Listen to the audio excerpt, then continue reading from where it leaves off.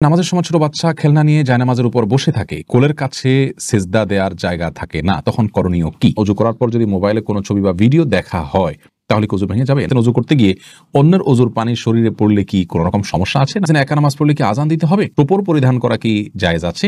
গোপনাঙ্গ হাত দিলে কি ওযু যাবে? শারীরিক অসুস্থতার জন্য বালিশের উপরে সিজদা দেওয়া যাবে কিনা? মহিলাদের ফরজ নামাজের সময় একামত দিতে হবে কিনা? দুলাভাইকে ভাইয়া বলে ডাকা যাবে কিনা? কোনো কিছু কুড়িয়ে পেলে করণীয় কি? নামাজের মাঝখানে যদি ওযু ভেঙে যায় তাহলে কি করতে হবে?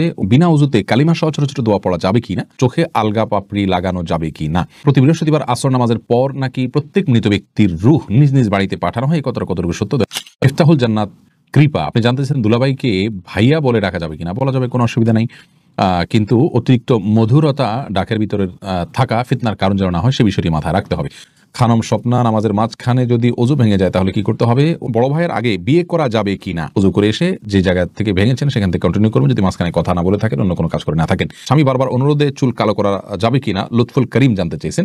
স্বামীর অনুরোধে চুল কালো করা যাবে না। আল্লাহ রাব্বুল আলামিন যেটিকে নিষেধ করেছেন সেটি অন্য কারোর নির্দেশের কারণে করা যাবে না। লা তাআতা লিমাখলুকিন ফি মাসিয়াতিল খালিকি, সৃষ্টিকর্তার নির্দেশকে লঙ্ঘন করে কোনো সৃষ্টির নির্দেশ মানা যাবে না।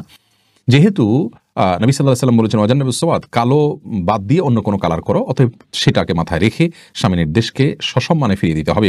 মারজান ইসলাম জানতেছেন, সন্তান হিজড়া না হওয়ার জন্য কি বাবা মায়ের কোনো আমল আছে কোরআন সুন্নাহ? বিশেষ কোনো আমল নেই, তবে হ্যাঁ, সন্তান যেন নেক হয়, চক্ষু শীতলকারী হয়, সেজন্য আগে থেকে দোয়া করবেন। সূরা ফুরকান আয়াত নম্বর ৭৪ এবং অন্যান্য দোয়াগুলো বেশি বেশি পড়বেন। ইনশাআল্লাহ আল্লাহ তাআলা এমন সন্তান দিবেন যে সন্তান আপনার আমার চোখকে জুড়াবে। নাজমিন নাহার নিতু জানতেছেন, চুন এবং সুপারি দিয়ে পান খাওয়া কি হারাম?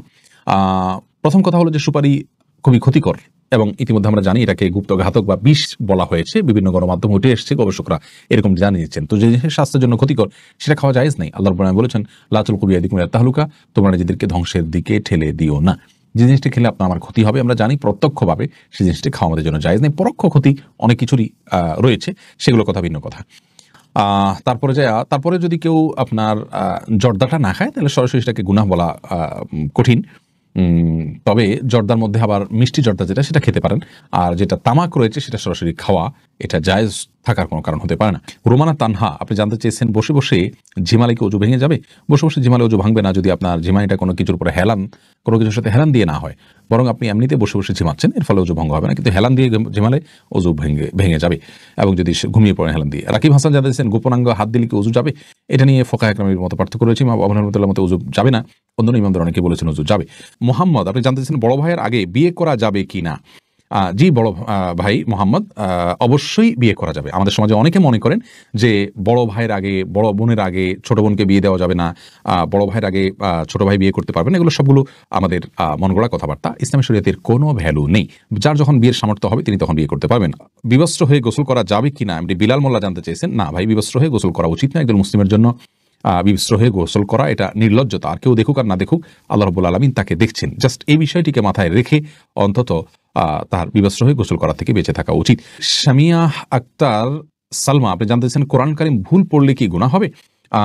যদি অনিচ্ছাকৃত হয়, না জেনে হয়ে যায়, ইনশাআল্লাহ এর ফলে গুনাহ হবে না, কিন্তু শুদ্ধ পড়ার জন্য তার চেষ্টাটা থাকতে হবে। রোমানা আক্তার জানতে চেয়েছেন প্রতি বৃহস্পতিবার আসর নামাজের পর নাকি প্রত্যেক মৃত ব্যক্তির রূহ নিজ নিজ বাড়িতে পাঠানো হয়? কতটুকু সত্য দয়া করে জানাবেন। সম্পূর্ণ ভুল এবং কুসংস্কারের জন্য একটি বিশ্বাস প্রিয়বন।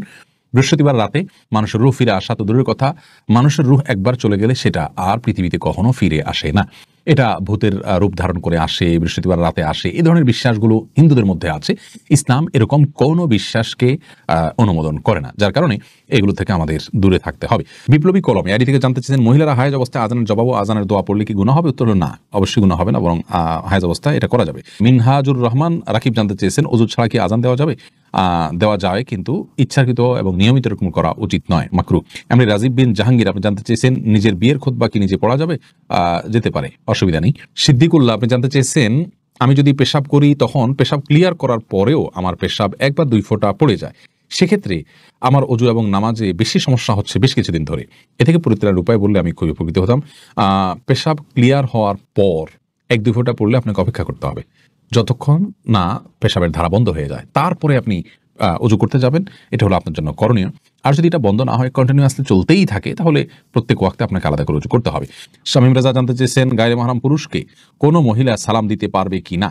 গায়রে মাহরাম পুরুষ যদি হয় তাহলে সেক্ষেত্রে তাকে মহিলা সালাম দিতে পারবে বলে বিন বাজ রাহিমাহুল্লাহ ফতোয়া দিয়েছেন। সৌদি আরবের সাবেক গ্র্যান্ড মুফতি এবং তিনি দলিল হিসাবে পেশ করেছেন আল্লাহ রাব্বুল আলামিন কোরআনে বলেছেন ওয়াকুল্না কাওলাম মারুফা, স্বাভাবিক কথা মেয়েরা বলতে পারবে, আর সালাম এটা স্বাভাবিক কথার অন্তর্ভুক্ত, অতএব সালাম দিতে পারবে। যদি সালামের ভিতরে কোনো লৌকিকতা না থাকে, সালাম দেওয়ার সময় কোনো মাধুর্য সৃষ্টি করা না হয়, ফিতনার কোনো আশঙ্কা না থাকে, ইনশাআল্লাহ স্বাভাবিকভাবে সালাম দিতে পারবে। তবে বর্তমানে যে ফিতনার ছড়াছড়ি চলছে, এই পরিস্থিতিতে যদি সেটাও অ্যাভয়েড করা যায় সেটা নিরাপদ আমরা মনে করি। মনিরুজ্জামান সৈকত জানতে চেয়েছেন বিয়েতে টোপর পরিধান করা কি জায়েজ আছে? টোপর পরিধান করাতে আপাত দৃষ্টিকোণ থেকে আমি কোনো মন্দ দিক দেখছি না, আল্লাহু আলাম। তাসবির আহমেদ রাব্বি জানতেছেন একা নামাজ পড়লে কি আজান দিতে হবে? একা নামাজ পড়লে আজান দিতে হবে না, তবে একামত দিয়ে জামাতের উদ্দেশ্যে যে আর কেউ যদি যুক্ত হয় তাহলে যুক্ত হতে পারে, এটার জন্য বলে দেওয়া এভাবে করা উত্তম। মুসরাত আপনি জানতে চেয়েছেন চোখে আলগা পাপড়ি লাগানো যাবে কি না? চোখে পৃথক আলাদা করে পাপড়ি লাগানো উচিত নয়, একান্ত বাধ্য না হলে। অসুস্থতার কারণে ওটা পড়ে গেছে, কোনো কারণে খারাপ দেখা যাচ্ছে বা দেখতে পাচ্ছেন না, এ সমস্ত কারণে ভিন্ন কথা। অতিরিক্ত পাপড়ি লাগানো এটা আল্লাহর সৃষ্টিতে পরিবর্তন করা এবং এক ধরনের প্রতারণা। সব মিলিয়ে এই বিষয়টি জায়েজ না, যদি সেটা সৌন্দর্য, শুধুমাত্র সৌন্দর্য বৃদ্ধির জন্য আপনি করে থাকেন। মালা খাতুন আপনি জানতে চেয়েছেন বিনা উযুতে কালিমা সহ ছোট ছোট দোয়া পড়া যাবে কিনা? উত্তর হলো অবশ্যই পড়া যাবে। কালিমা এবং ছোট ছোট দোয়া এগুলো পাঠ করবার জন্য, দুরূদ পাঠ করবার জন্য, এমনকি মুখস্থ কোরআন তেলাওয়াত করবার জন্য ওযুর কোনো প্রয়োজন নেই। কোরআনে কারীম শুধু স্পর্শ করে যখন আপনি তেলাওয়াত করবেন বা স্পর্শ করবেন তখন আপনাকে ওযু করতে হবে। এছাড়া মুখস্থ তেলাওয়াতের জন্য ওযুর প্রয়োজন নাই, দুরূদ পড়তে ওযুর প্রয়োজন নাই, দোয়া পড়বেন ওযুর প্রয়োজন নাই, কালিমা পড়ছেন তখন ওযুর প্রয়োজন নেই। তবে হ্যাঁ, ওযু অবস্থা যদি থাকতে পারেন, সে অবস্থা ভালো কাজগুলো করতে পারেন, সেটা অবশ্যই প্রশংসনীয়। ফাইসাল হোসেন জানতে চেয়েছেন কোনো কিছু কুড়িয়ে পেলে করণীয় কি? কুড়িয়ে পেলে যদি খুব হালকা পাতলা ছোটখাটো কোনো 5-10 টাকা হয়, এমন জিনিস যেটা কেউ খুঁজে বেড়াবে না, তাহলে সেটা তিনি চাইলে নিজে ভোগ করতে পারেন, যদি গরিব হন, অনেক কাউকে দানও করে দিতে পারেন, নিজেও খেতে পারেন, অসুবিধা নেই। আর যদি অনেক বেশি মূল্যবান কিছু হয় তাহলে সেটা অবশ্যই মালিককে খুঁজে তারপরে বের করে ফেরত দেওয়ার উদ্যোগ নিতে হবে। সেটা যদি করা না যায় তাহলে সেক্ষেত্রে তিনি চেষ্টা করবেন যাতে কোনো গরিব বা অভাবী মানুষকে দেওয়ার। আর তিনি নিজে যদি গরিব অভাবী হন, যাকাত খাওয়ার হকদার হন, অভাবী মানুষ হন, তাহলে সেক্ষেত্রে নিজেও তিনি ভোগ করতে পারবেন। রত্না আফরোজা আপনি জানতে চেয়েছেন শারীরিক অসুস্থতার জন্য বালিশের উপরে সেজদা দেওয়া যাবে কিনা? বালিশের উপরে কেন সেজদা দিতে যাবেন? আপনি রুকু সেজদা যদি স্বাভাবিক দিতে না পারেন তাহলে ইশারা করে দিলেই হবে। বালিশ বা কোনো কিছুর উপরে সেজদা দেওয়ার বিশেষ কোনো কারণ নাই। আপনি ভূমিতে, জমিনে, ফ্লোরে সেজদা যদি দেওয়ার মতো অবস্থা না থাকে, চোখের সমস্যা বা অন্য কোনো অসুবিধা, অপারেশন ইত্যাদি হয়ে থাকে, তাহলে আপনি ইশারার রুকু করবেন আর ইশারায় সেজদা করবেন, যতটুকু সম্ভব সেজদা নিয়াতে উপর হবেন এবং সেটা সেজদা হিসেবে গণ্য হবে ইনশাআল্লাহ তাআলা। শাহনাজ আনসারী জানতে চেয়েছেন মহিলাদের ফরজ নামাজের সময় একামত দিতে হবে কিনা? একামত যদি তারা দলবদ্ধভাবে নামাজ পড়েন তাহলে সেক্ষেত্রে একামত দিবেন কোনো পুরুষ লোক থাকলে তিনি। সুমাইয়া আফরিন জ্যোতি জানতে চেয়েছেন ওযু করার পর যদি মোবাইলে কোনো ছবি বা ভিডিও দেখা হয় তাহলে কি ওযু ভেঙে যাবে? না, এর কারণে ওযু ভাঙবে না, ওযুর ভাঙার সাথে কোনো সম্পর্ক নেই। সাইফুর রহমান সাহেব জানতে চেয়েছেন ওযু করতে গিয়ে অন্যের ওযুর পানি শরীরে পড়লে কি কোনো রকম সমস্যা আছে? না, কোনো অসুবিধা নেই, ওযুর পানি নাপাক নয়। এরপর দ্বিতীয় প্রশ্ন আপনি করেছেন নামাজের সময় ছোট বাচ্চা খেলনা নিয়ে জায়নামাজের উপর বসে থাকে, কোলের কাছে সেজদা দেওয়ার জায়গা থাকে না, তখন করণীয় কি? তখন করণীয় হলো আপনি সালাতরত অবস্থায় বাচ্চাকে ধরে আস্তে করে ডানে বামে কোথাও সরিয়ে দিয়ে আপনি সিজদার জায়গা করে নেবেন, যাতে আমলে কাসির না হয়। অর্থাৎ এত বেশি নড়াচড়া করলেন যে আপনি নামাজে আছেন কিনা কেউ দেখে সন্দেহের মধ্যে পড়ে যায়, এতটুকু যেন না হয়। শুধুমাত্র হালকা আলতো করে বাচ্চাটাকে ধরে একটু সরিয়ে দিয়ে আপনি সিজদা করলেন, রুকু করলেন, এটা করবেন। আর যদি এটাও কঠিন হয়ে যায় তাহলে নিজে যদি সরার জায়গা থাকে, একটু পেছনে, একটু সামনে, একটু ডানে বামে, তাহলে সরে গিয়ে সিজদা করুন, অথবা যে কোনোভাবে জড়সড় হয়ে আপনাকে সিজদার যে শর্তগুলো আছে 7টি অঙ্গের উপরে সিজদা করা, সেটি আপনাকে করতে হবে যে কোনো মূল্যে।